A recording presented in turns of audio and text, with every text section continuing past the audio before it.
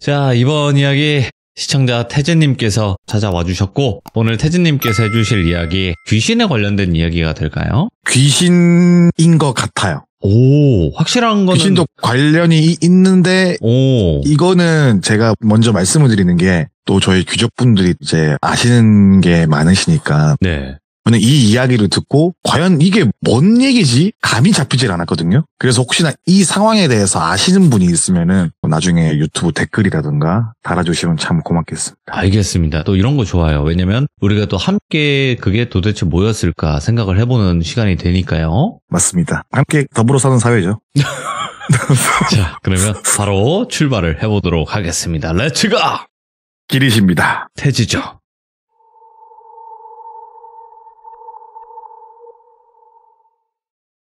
일단 이 이야기를 해주신 분은 알고 지낸 지는 꽤 돼요.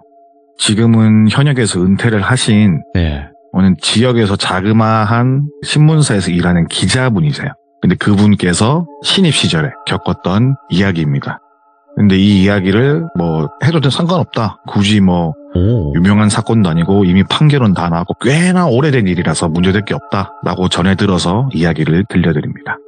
이분께서는 이제 한창 밀레니엄 거리면서 한창 사이버 펑크틱한 분위기가 사회 전반적으로 흐르던 2000년대 초반, 그러니까 90년대 말에서 2000년대 초반쯤 이야기예요.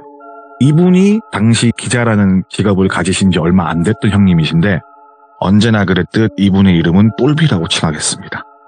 똘비라는 분은 이제 갓 입사한 의욕이 넘치는 신입 기자였는데 그 처음에 이제 정의감도 불타오르고 취재 욕구도 불타올랐는데 그리고 내가 펜 하나로 이 세상의 모든 부조리함은 다 파헤치겠다, 고발하겠다 이런 투철한 사명감을 갖고 있던 분인데 현실은 입사하고 나서 거의 일을 주지도 않았고 혼자 취재를 하는 것은커녕 선배들의 뭐 잔심부름하면서 시간을 보내던 와중에 어느 날 그 지역 내 어떤 시골 마을에서 취재할 건덕지가 생겼는데 거기가 좀 약간 외진 곳이었어요. 그래서 차로 이동을 해도 몇 시간 걸리고 그리고 거기에서 며칠을 있어야 되다 보니까는 네. 선배들이나 베테랑 기자님들은 다들 꺼려했어요. 왜냐면은 굳이 외진 곳 가가지고 내가 뭐 이거 뭐가 될 거라고 이 기사를 쓰려고 노력을 하지 않았고 그래서 똘비라는 분이 가게 돼요. 뭐 쉽게 말해서 짬철이라고 하죠. 이제 똘비라는 분이 가게 되고 그때가 아주 추운 겨울날이었대요. 눈도 많이 왔었고 그곳까지 원래라면은 이제 1시간에서 2시간 정도 걸리는 거리인데 넉넉 잡아서 근데 그날 출발하는 날에 눈보라가 굉장히 심해서 길을 우회하고 이렇게 하면서 1-2시간 거리를 한 4시간 넘게 걸려 도착을 했대요. 네. 아 너무 궂은 날씨에 몸도 힘들고 운전도 좀 생각보다 오래 하고 또 빙판길 운전해보신 분들은 알겠지만은 그 미끌릴까봐 조심조심 하잖아요. 네. 그러다 보니까 이제 육체적으로도 약간 힘들어서 일단은 오늘은 숙소에서 자고 내일 취재를 시작하자라고 생각하고 이제 짐을 풀고 자요. 그리고 다음날 날이 밝는 대로 관할 지구대 그 시절은 뭐 파출소라고 하잖아요. 네. 방문을 해서 사건에 대해서 다시 한번 물어보게 돼요. 근데 이 전에 한번 관할 경찰서에 가서 사건이 어떤 내용인지 대충 전달을 받고 온 상태였어요. 이미 전반적으로 이런 사건이구나라는 걸 알고 있었고 사건이 벌어진 파출소로 방문을 한 케이스입니다. 쉽게 말해서 큰 부분만 이제 경찰서 듣고 오고 정확하게 디테일한 사건까지는 몰랐대요. 네. 큰 부분이 뭐였냐면은 벌어진 사건은 살인 사건이었어요. 어이구. 근데 60대 노인이 10대 청소년을 살인 사건이었어요. 그 살인 사건이 일어난 곳이 바로 지하차도이고 그 지하차도는 접근성이 크게 좋은 게 아니에요. 근데 거길 오가는 사람들이 거의 없는 장소 중에 하나였어요. 취재를 하다 보니까는 꽤나 오래전에 지어졌다는 걸 알게 돼요. 거기다가 그냥 단순한 살인 사건인데 왜 뭐 따로 기자를 보내서 취재를 했느냐에 추가 설명을 하자면은 네. 이 마을이 원래는 범죄 없는 마을 뭐 그런 거 있잖아요. 원래 시골들은. 근데 10수년 사이에 이 마을에서 잡힌 사람 숫자가 한 7명이 되고 이제 살인 사건으로 또 요번이 2번째고 이렇게 벌어지다 보니까는 뭔가 취재거리가 되지 않을까 싶어서 왜냐면 한 마을에서 시골 마을에서 이렇게 벌어지니까는 원래라면은 범죄가 없는 조용한 마을인데 그런 인명피해가 일어나니까 그 지역 내에서도 뭔가 이상하다는 말들이 나오기 시작했고 기자를 이제 파견을 한 거예요. 네. 아무튼 그 지하차도에 대해서 조사를 하기 위해서 마을 주민들에게 물어보니까 마을 주민들은 왜인지 모르겠지만 쉬쉬하는 분위기였고 말을 아끼거나 대답을 해주지 않았대요. 물어보면 화를 내는 사람도 있었고 네. 아니 굳이 뭐 사람 죽어나는 게 뭐 좋은 일이라고 여기저기 들쑤시고 다니냐 라면서 이제 부직갱이로 막 때리시기도 하는 어르신도 계셨고 10명 중에 8, 9명은 대답해주지 않았대요.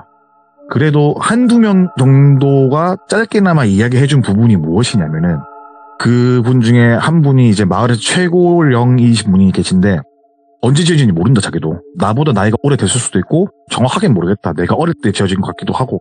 근데 이 지하차도가 차가 지나가기도 빡빡하고 그렇다고 여길 꼭 지나야지 반대편으로 가는 것도 아니에요. 그러니까 이 지하차도를 위로는 이제 열차가 지나가는 레일이 있는데 지하철도 양옆으로 길이 다 나 있어요. 그래서 굳이 이곳으로 지나가려고 내려와서 그 어두컴컴하고 좁은 곳을 지날 이유가 없어요. 마을 사람들이. 그리고 이곳이 약간 움푹 파인 지형이다 보니까는 비가 오거나 그러면은 항상 물이 고여 있고 벽에는 이끼가 많고 미관상 별로 보기가 좋지도 않았고 그런 길을 굳이 찾아서 가진 않았어요. 마을 사람들이. 네. 근데 그런 데를 굳이 찾아서 가는 사람들은 마을에 있는 이제 학생들이 몰래 와서 구름과자를 피우는 뭐 그런 장소라든가 가끔씩 갈 곳 없는 불황자들이 간혹 가다가 발견되기도 하는 그런 곳이었대요. 오. 진짜 쉽게 말해서 마을 사람들이 1년에 한 번 갈까 말까 한 곳이었고 거기를 잘 들여다보지도 않았죠. 근데 거기에서 살인 사건이 벌어진 거예요. 예. 막연하게 말하면 그냥 외진 곳에서 일어난 살인 사건이다 라고만 정의를 내려도 무방한 곳이었는데 그 가해자인 60대 노인의 신상을 취재를 하고 싶어도 관할 서에서는 처음에 말한 설명 이외에는 어떠한 협조를 해주지 않는 거예요. 그리고 그냥 담당 지구대로 가봐라 라고 얘기해서 지구대로 온 거고 지구대에서도 지하차도 이야기 이외에는 다른 말을 아꼈어요. 그래서 똘비라는 분이 혹시 내가 너무 초짜 냄새가 심하게 나서 정보 같은 거 공유를 안 하고 그런 건가? 라는 생각을 가지게 됩니다. 네. 그때는 신입이기도 하고 사람 다루는 거 잘 못하는 시기인지라 어쩔 수 없이 발품을 팔아서 하나하나 정보를 모으기 시작해요. 네. 그렇게 아무런 소득도 없이 정보를 아름아름 모으면서 아까도 말씀드렸다시피 10명 중에 9명은 대답도 안 해주는 그런 상황에서 정보를 모아요. 네. 그렇게 하다가 이제 사람이라는 게 힘들잖아요. 그래서 그 지하차도를 마지막으로 한번 보고 가자라는 생각에 마을 입구에 있는 지하차도로 슬쩍 가보게 됩니다. 근데 그 지하차도를 보고 있는데 뭐 사람이 이제 죽은 장소라서 그런 걸 수도 있고 여러 가지 이유가 있겠지만 뭔가 원초적인 공포에 가까운 느낌이 들었다고 해요. 그러니까 이게 뭐 무서운 걸 본다 이게 아니라 그냥 원초적으로 이건 뭔가 좀 이상하다. 기운이 이상하다. 그런 느낌을 받게 돼요. 속으로는 지하차도 한번 들어가 볼까? 라는 생각을 했지만은 발길이 떨어지지가 않더래요. 그래서 입구에서만 서성거리면서 바라보고 있다가 기분이 너무 깨름직하고 그래서 지하차도 인근의 슈퍼에 들려서 음료수나 하나 마시고 가야지란 생각으로 슈퍼를 향합니다. 이왕 그래도 지하차도 가까운 곳에 있는 슈퍼니까 혹시 슈퍼 주인이 뭐 알고 있는 게 있지 않을까 싶어서 이것저것 물어보기 시작해요. 저는 뭐 땡땡일보 기자인데 네. 요 앞에 있는 그 사건 때문에 취재를 나왔다. 아시는 게 뭐가 있냐라고 물어봐요. 근데 슈퍼 주인 또한 다른 마을 사람들처럼 슬쩍 쳐다만 보고 대답도 하지 않아요. 그냥 귀찮아하기만 하고 그냥 말을 아끼는 게 너무 티가 나는 거예요. 그래서 그 똘비라는 분이 속으로는 그래 뭐 되게 사람들이 좀 약간 외진을 별로 안 좋아하고 뉴스거리가 입에 오르락내리락 그런 거 싫어하나 보다. 일단 다른 데 가서 또 한번 알아봐야겠다고 나가려는 찰나에 네. 슈퍼주인이 갑자기 말을 걸어요. 그래서 슈퍼주인이 하는 말이 우리 마을이 큰 규모가 아니고 그러다 보니까는 외진을 꺼려한다. 그리고 이런 사건이 일어나서 기자가 더군다나 방문하면은 솔직히 마을에 대해서 안 좋은 이야기가 기사에 실리는 걸 누가 좋아하겠냐. 이미지가 안 좋아질 그래서, 수 있으니까. 그렇죠. 예. 그래서 딱히 말을 섞으려는 사람들이 없을 거다. 다들 뭐 한 집 건너 밥 숟가락이 몇 개인지 뻔히 아는 살림들인데 혹시라도 안 좋은 이야기를 서로서로 좀 꺼리는 편이니까 너무 캐묻고 다니지는 마시길 바란다라는 이야기를 하신 거예요. 그리고 잠시 숨을 돌린 뒤 다시 말씀하시는 게 뭐냐면은 그리고 굳이 내가 이야기를 해주자면 사실 뭐 기자님 믿든 안 믿든 그냥 이게 기사가 되든 안 되든 도움이 되든 안 되든 내가 그냥 하는 말인데 그 지하차도는 옛날부터 귀신이 나오는 곳이라서 우리도 안 간다. 오? 근데 이런 얘기를 요즘에 하면은 뭐 누가 믿겠냐고. 그냥 기자님이 듣기에 뭐 내가 말하는 게 허무맹랑한 소리 같을까 싶어서 이야기를 안 하려고 했는데 그냥 요런 거는 말해도 될 것 같아서 말을 한다 라는 심정으로 말씀하신 거예요. 네. 그래서 말씀하신 게 뭐냐면은 이 귀신을 처음 봤던 게 10수년 전이에요. 근데 처음 보신 분은 뭐 옆집 철순의 아버지가 네. 뭐 처음 그 귀신을 봤다라고 말을 하더라고요. 그래서 말씀하신 게 뭐냐면은 그 철수라는 아버지가 약주를 되게 좋아하신대요. 동네에서 약주를 한 잔 하시고 들어오시는데 다른 사람들은 지하철도를 굳이 가지 않아요. 근데 철수네 집은 그 길로 가면 더 빨라요. 그래서 그 길을 이용하는 사람들 중에 고정 멤버 중에 거의 철수 아버지 말고는 없는데 네. 그날도 약주를 거하게 드시고 오시는데 원래 그러면 안 되지만은 지하철도 중간쯤 와서 소변을 이제 노상이 이제 방뇨다. 예. 예, 노상이 방뇨다를 네. 하시니 이제 자연과 함께 어우러지는 삶을 살기 위해서 네. 하셨는데 반대편 끝에서 자전거 하나가 라이트를 켜고 따르릉 따르릉 하고 오는 걸 봤대요. 근데 이 지하철도의 구조가 뭐냐면은 앞과 반대편 입구는 밝아요. 근데 가운데가 빛이 안 들어와서 어두컴컴하거든요. 살짝 그 어두컴컴한 부분이 있어요. 네. 근데 거기서 이제 철수 아버지가 볼일 보시는 거예요. 혹시 사람 지나가더라도 어두컴컴하니까 안 보이니까. 근데 이 시간에 자전거를 타고 다닐 사람이 마을 사람 중에 누가 있나라는 생각으로 그 자전거를 바라보게 됐대요. 근데 따르릉 따르릉 하면서 체인 굴러가는 소리 듣는데 거리가 점점 가까워지지가 않더래요. 오. 그냥 자꾸만 따르릉 따르릉 하고 달려오고 있는데도 자꾸 제자리에 있는 듯한 느낌. 그래서 그 철수 아버지란 분은 내가 아직 술을 덜 깨서 그런가 싶은 마음에 눈을 비비고 보니 자전거가 자기 앞으로 그 사이에 어느 정도 가까이 와 있었대요. 예. 눈 한 번 비빈 사이에 몇 미터를 이동한 거죠. 순간 내가 술이 좀 됐나 보다. 내가 순간 못 봤나 보다. 또 어두우니까는 거리감각이 또 안 좋을 수도 있으니까 뭐 그런 생각하고 있었는데 마을 사람들이 이제 누가 누군지 다 알잖아요. 네. 뭐 김씨인지 최씨인지 뭐 이렇게 알 수 있으니까 뭐 김씨인가 이러면서 보는데 자전거가 이제 거의 자기 앞으로 왔을 때 라이트가 꺼지더니 자전거가 사라져요. 아까도 말씀드렸다시피 그 가운데만 어둡고 반대로 나가는 축은 좀 분명 밝아져요. 그럼 자전거가 지나가면은 밝아지는 쪽으로 가는 모습이 보여야 될 거 아니에요. 근데 그 어두움에서 사라지는 거예요. 그 사라진 위치가 지하철 중간쯤인데 그 철수 아버지는 뭐지?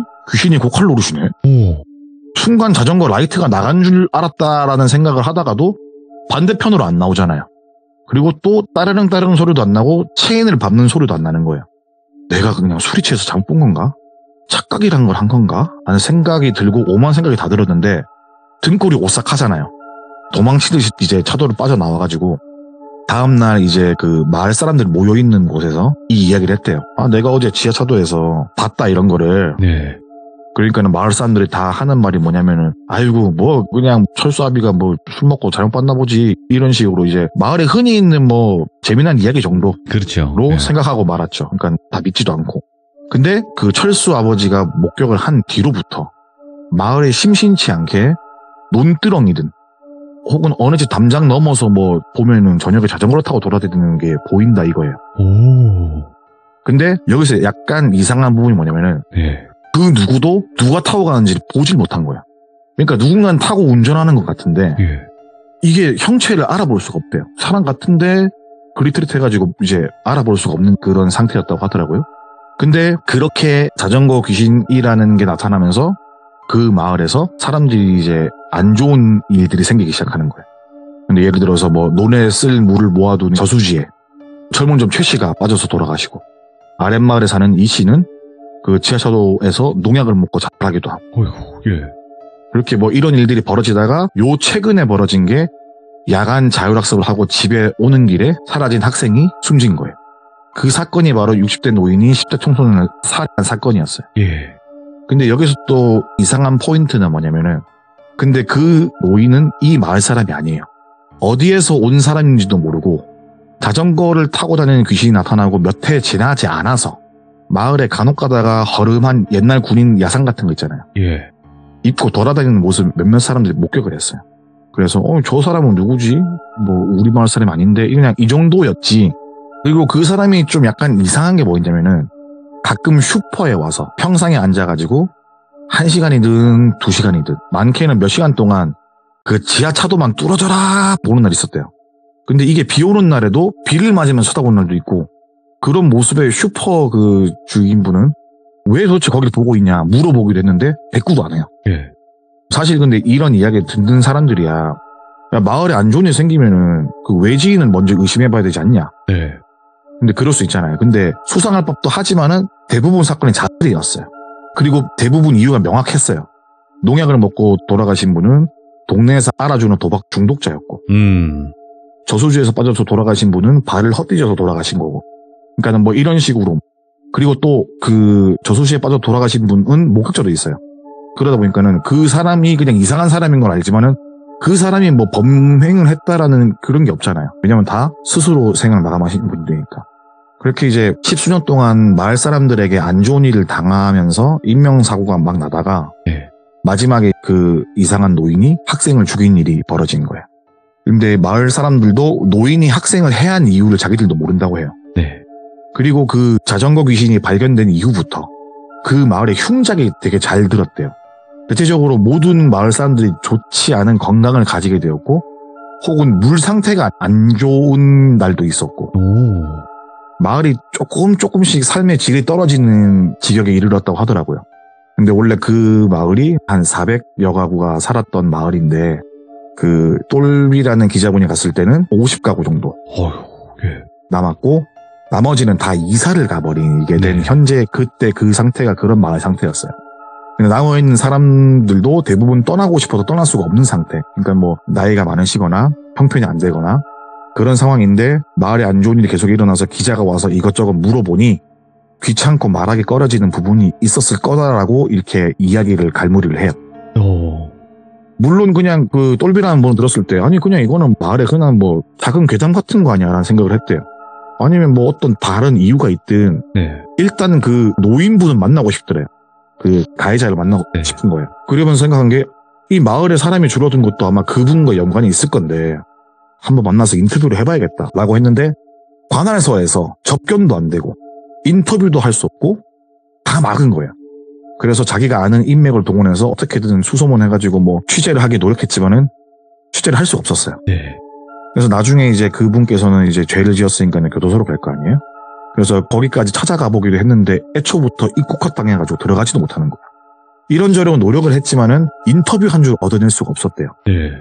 그래서 그렇게 그냥 대충 사건에 대한 표면적인 내용만 기사를 작성해서 냈고 아쉬움과 이제 씁쓸함은 내가 좀 더 좋은 기사 쓰고 싶었는데 이거 분명히 뭔가 있는데 라는 생각이었지만은 인터뷰 한 줄도 못 얻어내는 그런 게 좀 약간 씁쓸했대요.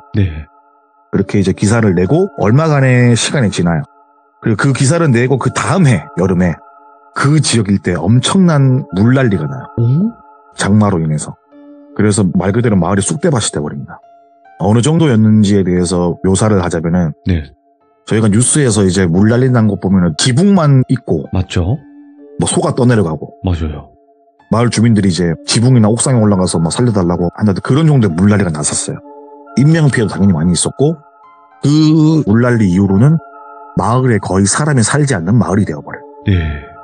그래서 근데 그 마을을 살리려고 그 지역 내에서도 뭐 폐교한 이제 분교 같은 조그만 학교 있잖아요.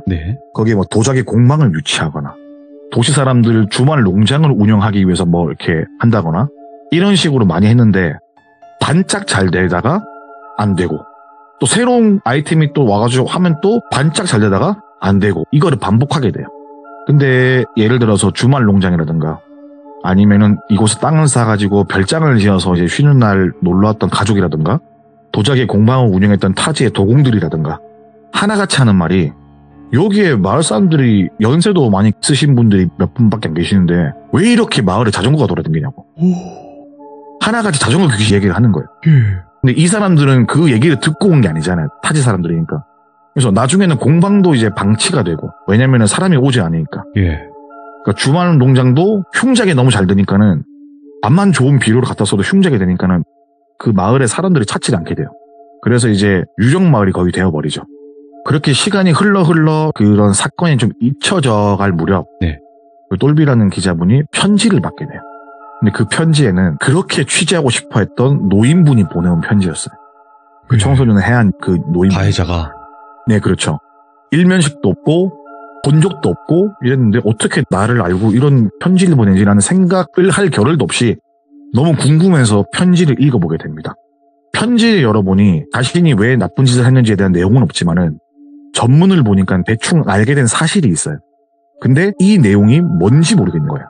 그리고 약간의 반전이 또 있거든요, 여기서.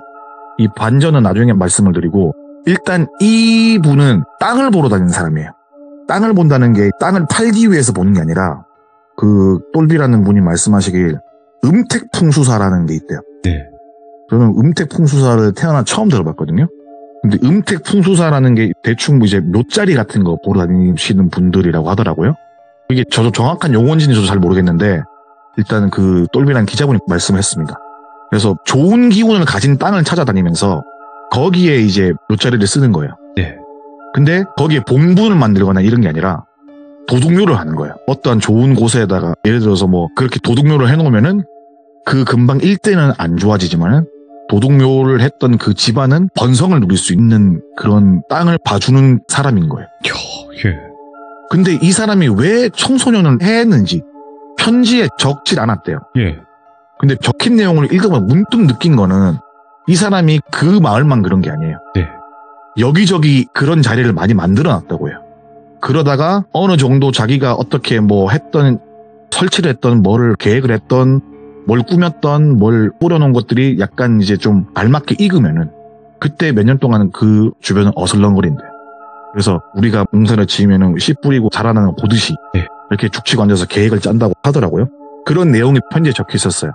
근데 이게 뭐 사람을 해야 하는 게 아니고 이거는 마을의 기운으로 빨아먹는 거래요. 정확하게 이게 어떤 행위인지 저도 잘 모르겠는데 그 일대를 죽이면서 도둑묘를 심어버린다는 거예요. 정확하게 이런 부분을 그분도 비전문가니까는 대충 편지의 내용만 듣고 보고 유추해봤을 때 이런 내용이었다. 대충 큰 틀은 마을의 좋은 기운을 한 사람의 이제 묘에 흐르게 하는 뭐 어떤 그런 행위인 것 같다. 근데 이 사람은 무당도 아니고 네. 그렇다고 풍수사도 또 아니래요. 아주 이상한 사람이다. 근데 이 사람이 편지에서 말한 게 자신은 돈이 꽤나 많은 집안이나 그런 데서 의뢰를 받으면은 그런 일을 한다는 거야. 그래서 여기저기 이렇게 만들어 놓은 다음에 돈을 받고 도둑놀이 해주는 거야. 예. 그러니까 쉽게 말해서 뭐 지금으로 치면은 아파트가 몇 채 있는 것처럼 그런 식으로 땅을 만들어 놓은 거예요. 여튼 그런 일을 하는 사람인 거야. 근데 굳이 왜 그 청소년을 왜 했는지에 대해서는 단 한 줄도 안 적혀 있고 거기에는 미스테리인 거예요. 왜 그랬을까? 아니면은 뭐 어떤 연유에서 그런 건지. 그리고 이 사람 말은 다 사실인지도 모르고 자신이 처음으로 기자로 취재했던 일인데 지금도 풀리지가 않는 미스테리예요. 그리고 여기서 약간의 반전이라는 게 뭐냐면은 네. 이 사람은 자수를 했어요. 그러니까는 걸린 게 아니라 잡힌 게 아니고 예, 자수를 한 거예요. 예. 그리고 그 마지막 글귀에 뭐가 있냐면은 그 지하차도가 마을의 숨구멍 역할을 하는 중요한 길목이었다. 네. 라는 이제 글귀가 보이더래요. 그래서 그 길목에서 어떠한 뭔가를 해야지 그 도둑료를 쓰는 사람에게 뭔가 돌아가는 것 같기도 하고 그래서 지금도 모르는 내용인데 이 이야기를 하시면서 하시는 말씀이 이런 거에 대해서 잘 아는 사람이 아무도 없더라. 네. 자기가 뭐 취재를 하면서 용하다는 무당을 봐도 이런 부분에 대해서 모른다고 하더라. 그래서 나중에 혹시나 알게 되면은 나도 또 말해주고 싶은데 내가 아는 건 여기까지라라고 말을 했던 그런 내용입니다. 아니 근데 그래요? 그 사람이 그렇게 편지를 보내와서 자기는 이랬던 사람이다라고 얘기한 건 알겠어요. 네. 근데 왜 자전거 귀신은 도대체 뭘까? 그러니까 이게 그 사람이 뭔가를 해서 자전거 귀신이 나타났잖아요. 예. 그러니까 이게 여러 가지 그 똘비라는 분 말하기를 무당한테 이 얘기를 하니까는 하는 말이 그 마을을 지키는 산신이라든가 마을을 지키는 신들이 있잖아요. 네. 그런 사람이 위험을 알리기 위해서 돌아다니는 걸 수도 있고 아니면은 집집마다 불행을 넣기 위해서 어떤 그렇게 뭐 귀신을 풀어놓은 걸 수도 있고 그런 얘기 들으니까는 약간 일리가 있는 것 같기도 하고 왜냐면은 그걸 보고 안 좋은 일이 일어났으니까는 아마도 그런 산신이나 뭐 그런 건 아닌 것 같고 좀 안 좋은 쪽이지 않을까. 그러니까 이게 어떻게 하는 건지 또 모르겠고 그래갖고 이 부분을 혹시나 아는 분이 있을까 해서 일단 들고 와서 이야기를 해봤습니다. 야, 아니 그냥 땅 죽이기를 했네요. 그렇죠. 그리고 이거를 묘자리를 이제 사람을 한 명을 묻는 게 아니라 네. 그 가문을 다 이장을 해버린대요. 그러니까 이제 거기가 또 땅이 다 하면은 또 다른 땅 가고 뭐 이런 식으로 하나 보더라고요. 이 정확하게 저도 이게 태어나 처음 들어본 얘기라서 예. 어떻게 이제 마무리를 해야 될지 모르겠는데 뭐 대충 뭐 그런 식이더라고요. 그래서 아까 말씀해 주실 때 그런 말씀을 해주셨구나. 이 이야기를 듣고 네. 혹시라도 이게 뭔지에 대해서 아시는 분이 있으면 댓글을 꼭 남겨달라고 했던 거군요. 그렇죠. 저도 이제 듣고 이게 말이 되나? 이런 게 있나? 근데 세상 일이라는 게 저희가 아는 게 전부가 아니잖아요. 저도 모르는 것도 많고. 모르는 게 더 그래서, 많아요. 네. 그래서 우리 또 귀족분들이라면은 또 아시는 분이 있지 않을까 해서 맞죠. 이야기를 들고 와봤습니다. 아, 태재님 진짜 너무 집중을 많이 해가지고 지금 어깨가 조금 뻐근합니다. 어깨 이렇게 돼가지고 진짜로 집중을 이렇게 많이 하다 보니까 어깨가 뻐근한데 오늘 이야기도 역시나 태재가 태재했다라고 밖에 볼 수 없는 소름 끼치는 이야기가 아니었나 생각합니다. 감사합니다. 감사합니다. 찌찌뽕. 이 방어를 했는데 조금 늦었네요. 네, 아유, 감사합니다. 네, 수고하셨습니다. 네, 고맙습니다. 네. 방어가 살짝 늦었습니다. 네. 자, 태준님이 오늘 해주신 이야기에, 그 남자가 그렇게 했던 거는, 그래요, 자기가 그렇게 하려고 했던 거니까 그랬다고는 치지만, 제가 궁금한 거는, 그 마을의 땅을 다 죽여버린 다음에, 그 자전거 귀신이 계속 나타난 거죠. 그 뒤로도. 근데 그 자전거 귀신이 진짜로 애군을 나르는 그런 귀신이었을까? 아니면 도대체 뭐였을까? 이거는 아직까지 풀리지 않은 미스테리 같습니다. 혹시라도 아시는 분들은 댓글로 꼭 남겨주시면 감사할 것 같습니다. 고맙습니다.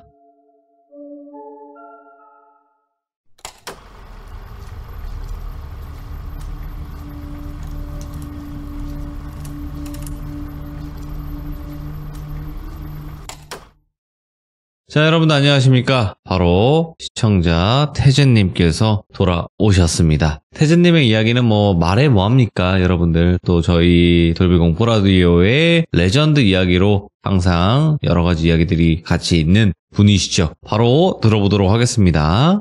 여보세요. 아이고, 오랜만입니다. 아유, 반갑습니다. 네, 아유, 반갑습니다. 기다리게 죄송합니다. 아이고, 아닙니다. 근데 타이밍이 진짜 얼추 딱 맞았어요. 이거, 하마터면 터질 뻔했어요. 참다가. 아이고, 고생 많으셨습니다. 네네. 자, 오늘 태진님께서 해주실 이야기는 어떤 이야기가 될까요? 오늘 일단 제목부터 정하고 가겠습니다. 예? 제목은 도살장 그리고 초상화입니다. 느낌부터가. 제목부터. 장난이 아닙니다, 지금. 네. 그럼 바로 어떤 이야기인지는 출발을 해보도록 하겠습니다. 렛츠가! 길이십니다. 태진죠!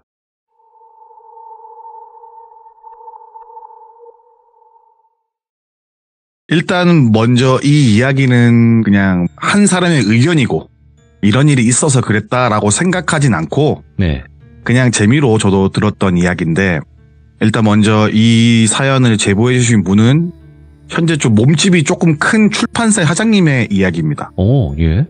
이분의 부모님의 이야기인데 이 부모님이 겪으시던 시절이 이제 새마을 운동 한창 하던 그런 시절 이야기고 그래서 저도 들은 거는 좀 오래됐어요, 이 이야기를.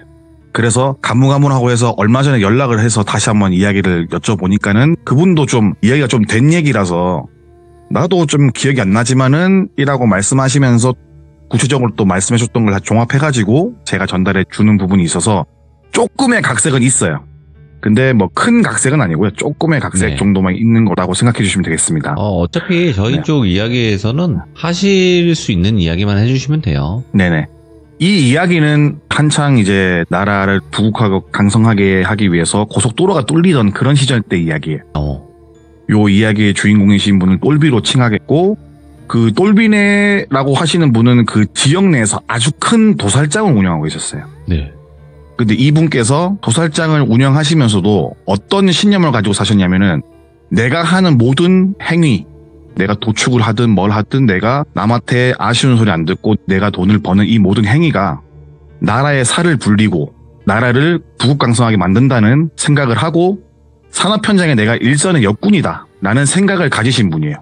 일전에 그 지역에 유명한 정치인이 와서 연설을 하는 거를 우연히 청강을 해서 듣고 야, 내가 아무리 지금 백정 노릇을 하고 있더라도 내가 이 직업에 자신감을 가지고 내가 지금 현재 대한민국 이끌어갈 수 있는 하나의 부품이고 비록 남이 보기엔 초라해도 나는 엄청난 사회 구성원이다 라는 마인드를 가지고 살아가셨던 분이에요. 네. 아무튼 그 누구보다 신념이 강했고 나라의 발전엔 진심이었던 그 똘비라는 분은 나라에 조금이라도 더 도움이 되고자 많은 일들을 해요. 네. 그래서 이런 일도 하고 저런 일도 하고 이렇게 하는데 그 공로를 인정받아서 그 지역 내에서 꽤나 높은 자리까지 올라가셔요. 뭐 그렇다는 게 공직을 얻거나 그런 건 아니고 굳이 지금으로 비교하자면 뭐 라이온스 클럽이라든가 동네마다 있는 로타리 클럽 같은 뭐 그런 명함일지도 모르지만 아무튼 뭐 그런 자리들 있잖아요. 그런 자리를 올라가는데 그분이 힘을 쓰고 나서 원래 새마을 운동에는 3가지의 마을이 있대요. 처음에는 기초마을이고 기초마을에서 레벨업을 하면 자조마을이 되고 자조마을에서 레벨업을 하면 자립마을이 된다. 이렇게 3단계를 거치게 되는데 그 똘비라는 분이 힘을 써서 자립마을까지 올라오게 된대요. 네. 그래서 대기업의 후원도 받을 만큼 지역 내에서 가장 잘 정돈된 마을을 꾸리게 만든 1등 공신이 됩니다. 근데 아까도 처음에 말씀드렸다시피 이 곳은 고속도로가 마을에 지나가게 돼 있어요.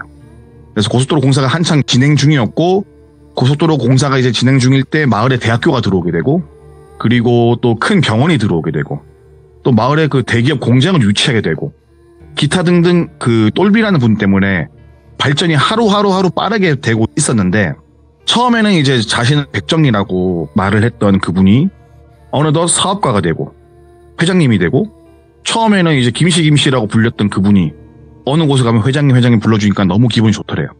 지역 내에서도 꽤나 영향력이 있는 사람이 되어가고 있는 것도 뿌듯했고 사람이라는 게 또 서 있는 위치가 틀리면은 보는 시야가 틀려지잖아요. 그래서 어깨에 뽕도 막 들어가게 됐었고 그렇게 이제 마을을 위해서 노력을 하고 있는데 고속도로 공사가 진행되고 있는데 어느 한 지점에서 공사가 멈춰 있는 거예요.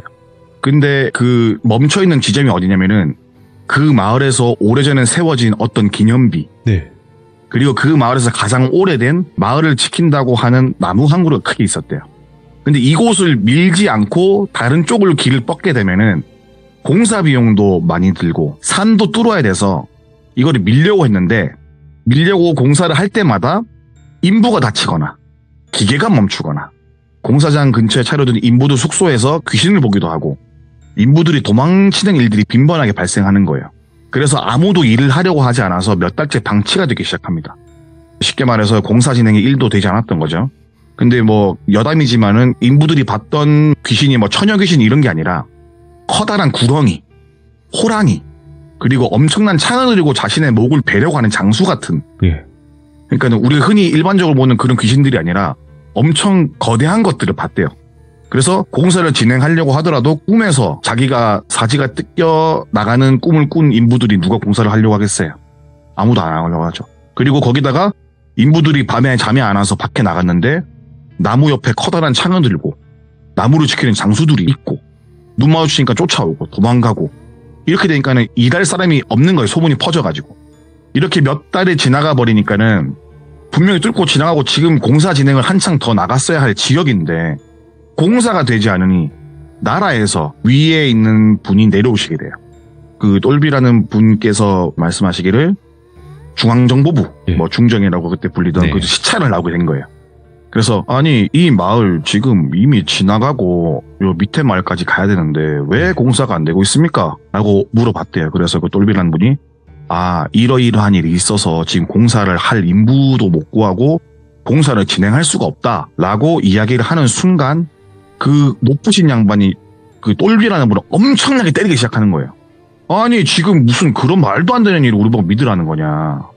지금 이 새끼가 지금 내 앞에서 농성 피워서 콩고문이를 하나 더 얻어먹으려고 이렇게 지금 버티고 있는 것 같은데 야 너 지금 번지수를 잘못 집었다.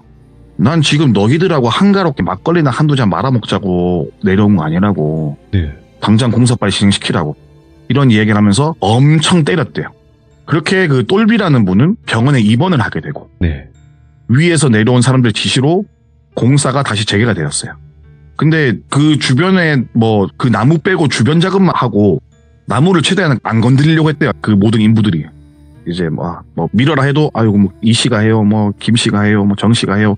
이런 식으로 미루니까는 그 위에서 올라온 높으신 분이 성질도 내고 윽박도 지르고 또 폭력도 행사하시고 이렇게 해가지고 다시 작업을 시작하는데 포크레인으로 밀어도 안 밀리고 불 피워서 태우려고 해도 그 나무에만 불이 붙질 않더래요. 여러 가지로 어떤 방법으로 그 나무를 해하려고 해도 해할 수가 없는 거예요. 그래서 위에서 내려온 사람들도 아니 이게 무슨 일인가 싶었고 아, 이걸 어떻게 해야 되나 하고 있던 쯤에 네. 여기는 무조건 밀어야 되는 마지노선 그 날짜쯤 돼서 벼락이 떨어지더래요. 비가 엄청 오는 날에 천둥 번개가 동반되면서 나무에 벼락이 떨어지게 돼요. 그 벼락 때문에 나무가 갈라지고 깨지면서 나무가 없어진 거예요. 근데 어찌 보면은 그동안 노력보다 손쉽게 다시 공사를 진행할 수 있게 된 상황이었잖아요. 근데 그런 이야기를 나중에 그 똘비라는 병원에서 전해 듣게 돼요. 이러이러한 일이 있어서 나무를 밀고 지금 공사를 하고 있다. 근데 그 똘비라는 분이 문득 그런 생각이 드는 거예요. 불안감이 엄습해오고 갑자기 불현듯 떠오르는 이야기가 있는 거예요. 그 이야기가 뭐냐면은 시간을 조금 거슬러서 애초에 처음에 공사를 할 때 이제 옛날에는 마을마다 무당들이 있는 곳도 많았잖아요. 이제 그 마을에서 대대로 이제 무녀일을 봐오시던 분이 공사를 시작함과 동시에 버선발로 달려나와서 공사를 막았던 일이 생각이 나는 거예요. 그때 무녀가 말하길 이 나무 이건 신수다. 그리고 동시에 신목이다. 그러니까 뵈려고 하지 말아라. 뵈려고 하는 자에게 큰 벌이 내릴 수 있다. 그때 똘비라는 걸 생각한 게 신수? 신수라는 건 약간 신령스러운 동물인데 네. 나무가 무슨 신수냐라고 이야기를 했대요.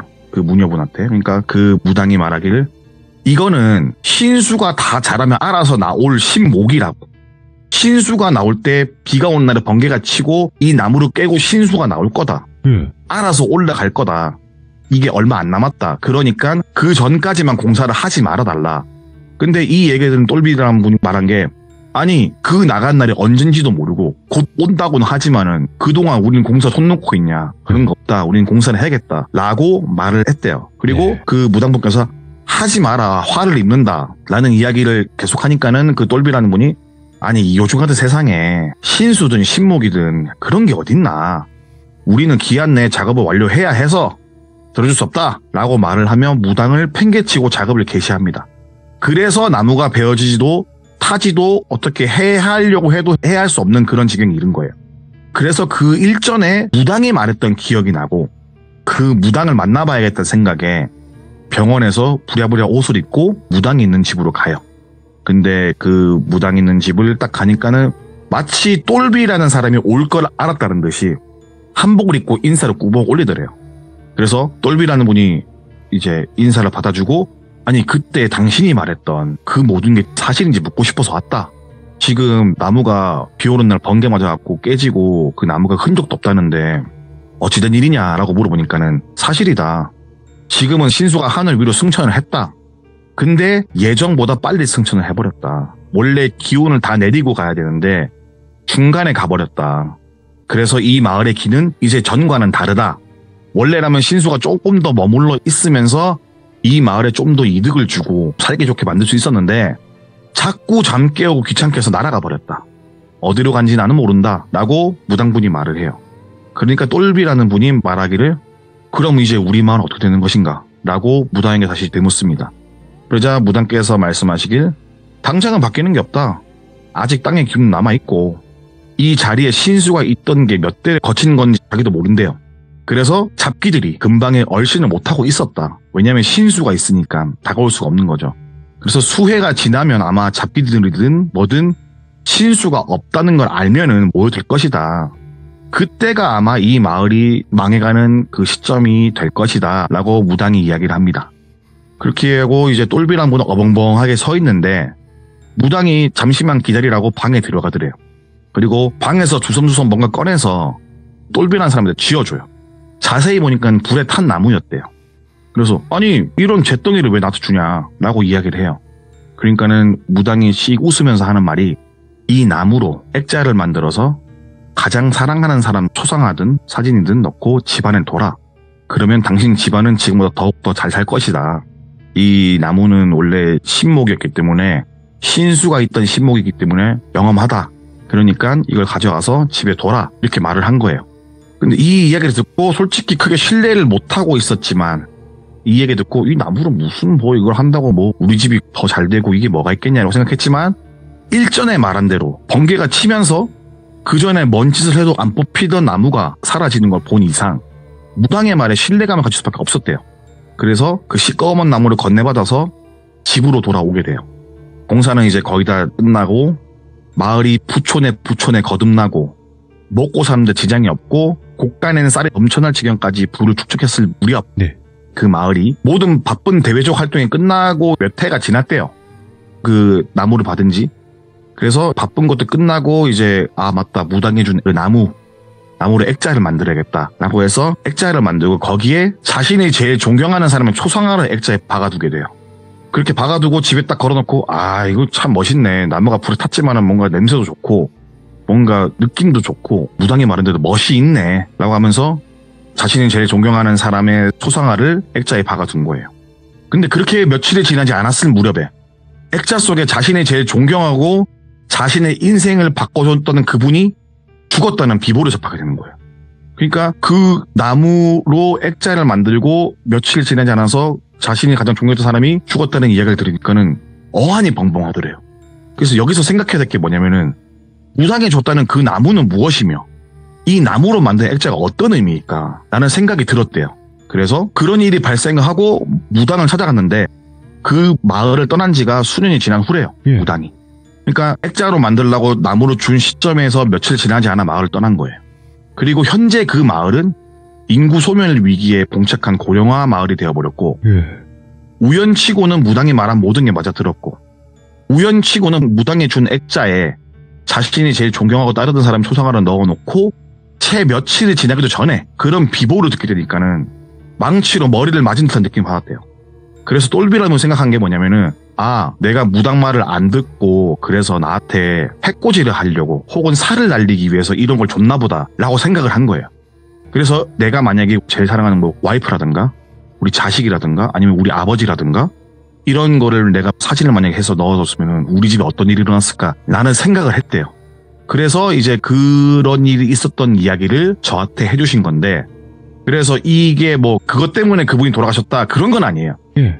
뭐 다른 이유가 많겠죠. 우리가 흔히 아는 사실대로. 그러니까는 우연찮게 받아왔던 그 나무로 액자를 만들고 가장 존경하는 사람을 초상화를 박아놓고 며칠 지나지 않아 그분은 돌아가시고 이 모든 기묘한 이야기들이 옛날에 있었다라는 거를 들어서 오늘 한번 해봤습니다. 이야, 진짜로 태재님 깔끔하게 잘해주시네요, 이야기.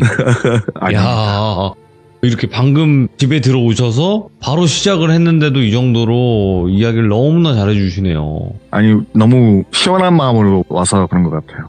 다 비우고 왔거든요. 속세를 다 버리고 왔어요. 그렇죠. 모든 걸 다 쏟아붓고 오면 또 시원해지니까요. 그죠? 맞습니다. 네. 근데 오늘 이야기도 과거의 이야기이긴 하지만 저는 그렇죠. 그렇게 생각해요. 예전에는 마을마다 뭐 성황당이라든지 아니면 그렇죠. 어떤 뭐 신목 이런 것들이 있어서 마을을 지켜줬다라고 대부분 이야기들을 하시잖아요. 그렇죠. 뭐 요즘은 이제 산신들이 배고프다 그런 말 하잖아요. 그렇죠. 죄를 안 지내줘가지고 그래서 우리를 뭐 지킬 힘이 없다 그런 얘기도 좀 들은 적이 있거든요. 그런 그렇죠. 것처럼 옛날에는 이제 그런 무속 신앙들을 많이 믿었으니까요. 아무래도 이게 아무래도 도시화가 급속도로 진행이 될 그 그렇죠. 시절 때 대부분 다 배웠고 그런 것들이 좀 많이 사라졌다. 그런 게 끊겼다라고도 많이 얘기를 하다 보니까 그런 부분이 아니었을까 또 생각이 들어요. 저도 그런 쪽으로 생각을 하고 있습니다. 네, 오늘 태재님 이야기 너무너무 감사드립니다. 고맙습니다. 감사합니다. 네. 자, 오늘의 이야기, 태재님의 이야기도 정말 또 소름 끼쳤어요. 이거는 소름이 안 끼칠 수가 없어요. 왜냐면 그 마을이라든지 아니면 그 도로나 이런 곳에 나무들이 있었고 그 나무들이 베어질 때 어떤 일들이 벌어진다 이런 이야기들은 아마 시들무에서 많이 들어보셨겠지만 그때 당시 또 급속도로 도시화가 진행이 될 때 그때 이런 일들이 분명히 있었을 거예요. 그렇지만 그게 사실 뭐 귀신이나 뭐 이런 것 때문에 그 사람이 돌아가셨을까? 이거는 아무도 모르죠. 하지만 분명히 경고를 했었기 때문에 그런 부분이 없지 않아 있었지 않았을까 저도 생각을 하게 되는 이야기였고 혹시라도 나무에 관련된 그런 무서운 이야기가 있으시다면 언제든지 저에게 제보를 해주시면 감사할 것 같습니다. 고맙습니다.